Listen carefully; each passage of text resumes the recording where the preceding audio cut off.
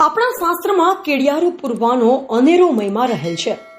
બનાસકાંઠા જિલ્લામાં વેપારી મથક ડીસા શહેરમાં સેવાની જ્યોત પ્રગટાવનાર ચંદુભાઈ એટીડીના ધર્મપત્ની સૂકા નાળિયેરમાંથી જુદા જુદા અનાજનો કરકરો લોટ તૈયાર કરી તેમાંથી નારિયેળમાં ભરી ચોમાસા દરમિયાન કીડીઓને પૂરતો ખોરાક મળી રહે તેવી સેવાકીય પ્રવૃત્તિ કરી રહ્યા છે। ડીસામાં છેલ્લા ઘણા વર્ષોથી કોઈ પણ સ્વાર્થ વગર નાના જીવ માટે અનોખો સેવા યજ્ઞ ચાલી રહ્યો છે। કીડીઓ ખાઈ શકે તે કીડિયારું પૂરી આશીર્વાદ મેળવી રહ્યા છે। ચૈત્ર માસમાં કીડીઓ આખા વર્ષ માટે ખોરાક એકઠો કરે છે। કીડીઓને ખાવા ખોરાક માટે સૂકા નારિયેળમાં જુદા જુદા અનાજનો કરકરો લોટ તૈયાર કરી તેમાં ભરી ચોમાસા દરમિયાન ખોરાક મેળવી શકે છે।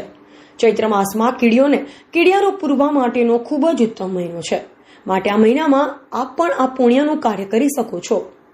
હિન્દુ સંસ્કૃતિમાં દરેક મહિનાઓમાં ધાર્મિક દાન પૂર્ણ ખૂબ જ ઉમદા કરી શકાય છે, એટલે ચૈત્ર મહિનામાં કીડીઓને કીડિયારું પૂરવાનો મહિમા ખૂબ જ મોટો છે। માટે કીડીઓ માટે આખા વર્ષ દરમિયાન માટેનો ખોરાક કેવી રીતે તૈયાર કરી શકાય તે માટે મીનાક્ષી મોદી ઘરકામ તેઓએ જણાવ્યું કે એક સૂકું નાળિયેર લઈ તેને સાધનોની મદદથી છોલી તેમાં ખાંડ, ઘઉં, બાજરી, ફોતરાવાળા મગની દાળ, તલ, ઘી, ચોખા અને સોજી જેવા અનાજની વસ્તુ એકઠી કરી તેને કરકરી મશીનમાં દળી તૈયાર કરી।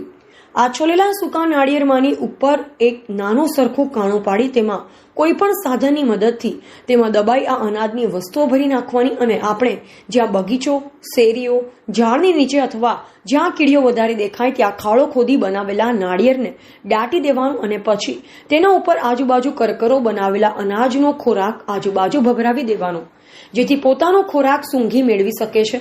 માટે જ કહેવાય છે કે આપણે હજારો માણસોને જમાડી નથી શકતા, પરંતુ હજારો જીવોની ખોરાક આપણે આપી શકીએ છીએ। માટે જ કહેવાય છે કે કીડીને પણ અને હાથીને પણ। આ પ્રસંગે ચંદુભાઈ એટીડીએ જણાવ્યું કે જીવદયાનું કામ એ ખૂબ જ સાર્થક કામ છે। આવો સૌ સાથે મળી આવા કાર્યમાં ભાગીદારી નોંધાવીએ।